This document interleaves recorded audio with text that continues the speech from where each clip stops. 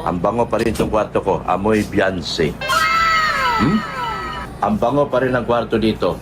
Amoy Beyonce. Aha. Binuking na ang katotohanan. Ang sponsor walang malasakit o may mas malalim pang sikreto. Hindi lahat ng nakikita natin ay totoo.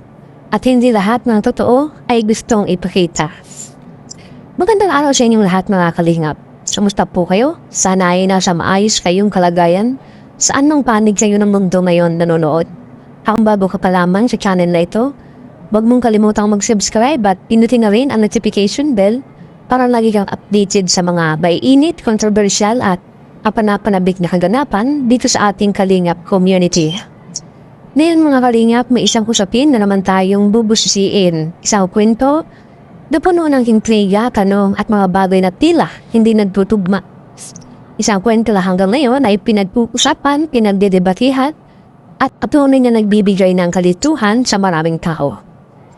Ayon niya sa makalat na impormasyon, mismo si Dr. Love Arazabi na ang sponsor umano ni ating girl ay walang malasakit. Hindi lang basta walang malasakit, kundi tila sinusubukan lang siya. Parang isang eksperimento. At ayon pa sa kanya, nakumpirma raw niya mismo na totoo nga ito. Ngayon, dito parang mga kalinga papapaisip ka na agad, bakit may ganitong klaseng sitwasyon? Bakit may tao tumutulong pero tila may ibang motibo? At lalo pang uminit ang usapan nang lumabas na pinakikialamanan umano ng sponsor ang buhay ni Ate Yor. Alam naman natin kapag tumutulong ka, may limitasyon, dapat ang pakikialam. Pero sa kwentong ito, tila lumampas na sa linya. At ang mas matindi, nang sabihin ni Doc Love na sila na ang bahana sa pagbabayad sa upahan ni Ate Yor, agad nung pinaalis si Ate Yor sa kanyang inuupahan. Dito ako napaisip mga kalingap. Kung talagang concerned ka sa isang tao, bakit mo siya papaalisin agad? Hindi ba dapat mas lalo mo siyang tulungan sa panahong iyon? Pero hindi doon natapos ang kwento. Sa kabila ng lahat, hindi umano, iniwan ni Doc Love ang bahay na inuupahan ni Ate Yor. Ang katwiran niya, swerte raw sa kanya ang bahay na iyon. Ayon pa sa kanya, milyon na raw ang pumapasok na pera sa kanya habang naroon siya. At patuloy pa rin daw niya itong hinuhulugan. Ngayon, dito na talaga nagiging masalimuot ang lahat. Kasi kung iisipin mo, totoo kaya ang pinagsasabi ni Dr. Love, naging naman sa ating kaalaman na dati pa tayong pinabumukhang tanga na ang sabi ay kanya nga ang bahay niya. Matinag-tinuyan pero caretaker lang pala. At marami rin tayong nababasa at naririnig na kay Dr. Love, nagmula ang lahat. Mga kalingap, dito pumapasok ang malaking tanong. Ano mga ba talaga ang totoo? Kasi aminin natin, hindi na bago sa atin ang ganitong eksena. Minsan may mga bagay na ipinapakita sa camera na iba sa realidad. May mga kwento na pinapaganda, may mga detalye na hindi sinasabi. At may mga katotohanan na unti-unting lumalabas habang tumatagal. At kung babalikan natin ang nangyari sa love team nila, hindi lang simpleng bashing ang dahilan kung bakit ito nauwi sa hiwalayan. Kung malaking ang basher, pero tao lang, mas malalim ang pinanggagalingan nito. May mga personal na issue, may mga hindi pagkakaunawaan, at may mga taong nakapaligid na maaaring nakaka-apekto sa relasyon nila. So, opinion ko mga kalingap, hindi mo masisira ang isang matibay na relasyon kung walang internal na problema. Kahit gaano pa kalakas ang basher, kung solid kayo, kakayanin ninyo. Pero kung may bitak na sa loob, kahit na maliit lang na issue yan, lalaki at lalaki ito hanggang sa tuluyang bumigay. At dito ko gustong itanong sa inyo, sa tingin ninyo, sino ang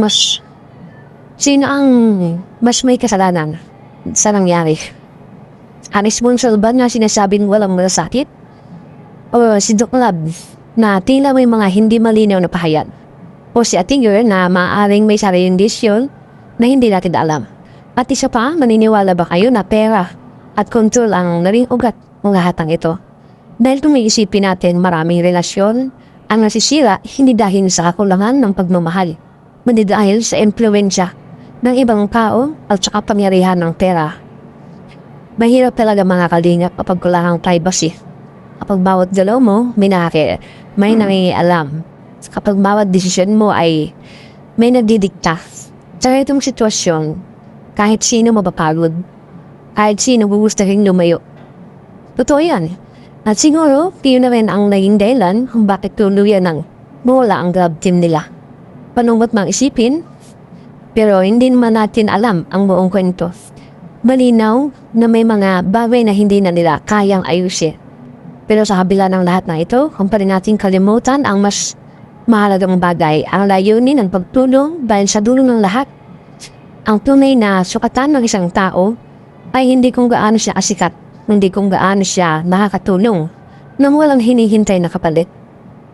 Kaya patuloy po nating suportahan ang matubang family, sina Kuya Bal, Kalinga Prab, at ang buong team Kalinga sa kanilang araw-araw na pagbibigay ng saya at tulong sa ating mga kababayan. At bago tayo magtapos, isa na namang tanong para sa inyo mga Kalinga, kung kayo ang nasa sitwasyon ni Ate Girl, pipiliin niyo bang manatili kahit kontrolado kayo o lalayo kayo para sa kapayapaan ng sarili ninyo? I-comment nyo ang inyong opinion dahil gusto kong marinig ang boses ninyo. Milyon na pumasok dito.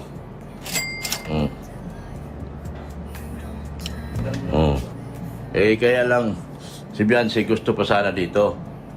Ang totoo, nakialam yung mga sponsor. Yung sponsor nila, nakikialam. Dahil ang gusto nila, ikukuha uli si Beyonce ng apartment at doon patitirahin kasama yung mga bini. Which is mali. Mali. Umiiwas na nga yung bata eh. Umiiwas na yung bata kasi ayaw na niya yung wala siyang privacy. Kaya ako dinala dito kasi may privacy. Ang problema, hindi nagkaroon ng privacy. Patuloy niyong tinatawagan hanggang dito. Ako may-ari ng bahay na ito. Ako nag-uupa dito. Pero kayo ang gusto makinabang sa pamamagitan ng pagtawag. Hindi naman tama yon.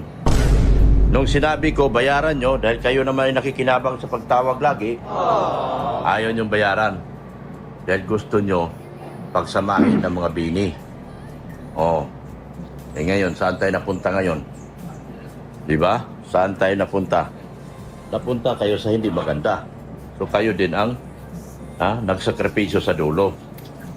Kung ibinayaran nyo na ito. At yun nga guys, narinig natin si Dr. Labs, sinabi ang kanyang saloobin doon sa bahay na yon guys.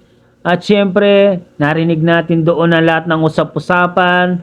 Guys, ano sa palagay nyo? Ano ang inyong opinion doon sa sponsor na kay Beyonce guys, no? Ano ang inyong opinion? Comment down below guys at babasahin natin lahat yan guys, no? Ito lang ang sinasabi ng iba na kesyo ganito daw, na sinasabi daw yung bahay kay Dr. Love pero hindi daw kay Dr. Love yung bahay guys, no? Guys, ano ang opinion nyo? Komentaryo, palagay. Guys, sabihin nyo dito sa ating live stream, dito sa ating video, kung ano po ang inyong saloobin guys. Hanggang dito na lang muna guys ang ating reaction video for today's. Mga Kalingap, syempre, kung bago ka pa lamang sa ating YouTube channel, huwag kalimutan mag-like, mag-share, mag-subscribe. Pahit na notification bell button para updated kayo sa mga ilalabas natin reaction video mga Kalingap. At syempre guys, no, huwag kalimutan supportahan sina Kuya Bal Sans Matubang, Ate Edna Vlogs, Kalingap Rab, Kalingap Team, syempre Kalingap Reactor, Papa Shider TV guys. Hanggang dito na lang, maraming salamat. I love you all guys. Muah muah, chup chup, bye bye.